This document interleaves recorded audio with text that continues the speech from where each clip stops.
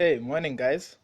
So, one of the key questions that I get as somebody who works in the property business and runs his own property company is, man, how do I raise funding for my property investments if I want to get into property?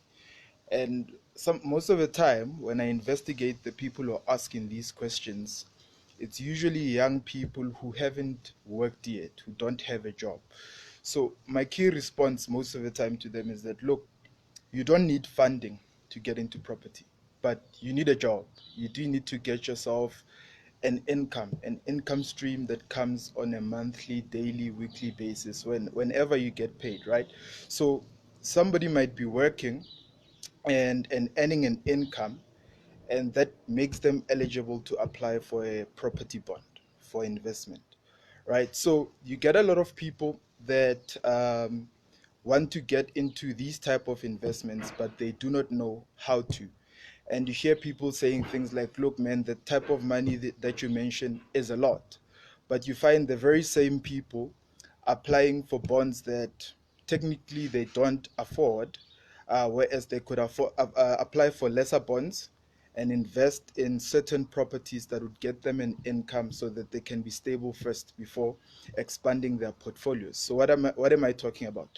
So one of the key things I've learned from mentors is that you shouldn't uh, overexpose yourself when getting into the property business. If somebody affords, let's say, a property of a million rand, for instance, that would mean they would pay about 12,000 rands on the bond, depending on the interest rate that they get for that particular bond. But what they usually tell me is that when somebody affords that type of a bond, they shouldn't buy that type of property if they want to invest. You'd rather opt to buy something half the price, so say 500,000 or 700,000 rands, and you have a little bit of a buffer, say 500,000 rands left on the amount that you afford for a bond, so that you can use for additional investments. So say for instance somebody decides that I'm going to buy a property and I qualify for 1 million, and they decide that I'm going to look for something worth 400,000 rands, and they buy that and they're left with about 600,000 rands worth of a bond. So that allows them to now buy their second property. Even after 6 months to a year, they can go out and get that particular property and add to their portfolio. But what I've seen is that you've actually got to start where you are. So a lot of people look at other people that have built their portfolios over time, and they want to do what they have done or what they are doing at that moment. Like, for instance, myself, when I started, I would look at my mentors and say, look, I want to do the same thing.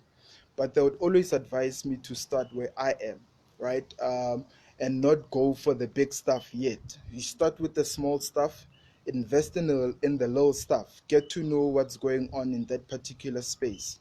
And then once you've mastered a property worth 500,000, then you move on to your next one, and then your next one, and then your next one. That way you're learning how to do things on the ground level, so which qualifies you to now later do bigger projects in the future.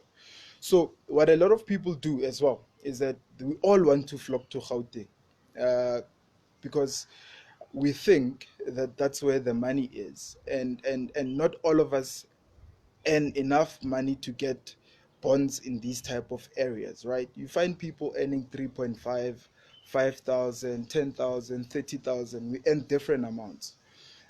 But there are opportunities for everybody in the market, right? I was talking to my grandmother the other day, and she was telling me of stands that are available. And then in an area we come from called Klepgat, stands were going for about 5,000 rands, 10,000 rands. And she was saying to me, look, people are selling properties at this particular amount, stands, right?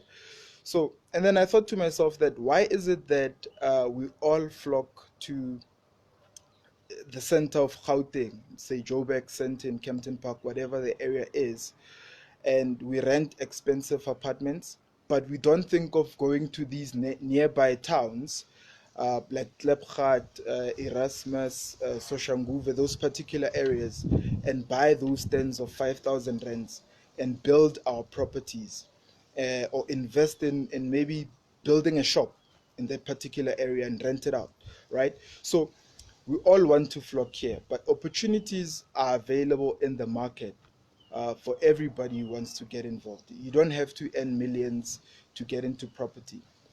Property is one industry where anybody who wants to get into it can get into it, but you've got to have an open mind, of course. You've got to look at what's available in the market and what you can afford, and right, and always have a buffer, of course. So if like I said, if I qualify for a bond of 1 million, I would rather buy a house or a property worth 500,000.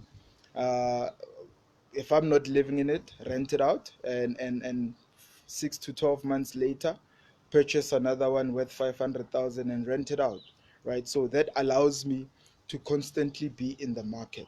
So that's how you build a portfolio. You don't start with the millions. You start where you are. You start on what you can earn. If you earn 10 grand, start there. If you earn 5,000, start there, right? So the biggest temptation is also to compare yourself with other people. So when building a portfolio, let's look into starting where we are. It goes with anything else in life. So, but remember, this is not financial advice. Whenever you're doing investments, you've got to seek the advice of financial experts. I'm not a financial expert. I'm just sharing my experience as somebody who is in the property industry and who's learning from mentors who've done it thousands and thousands of time over.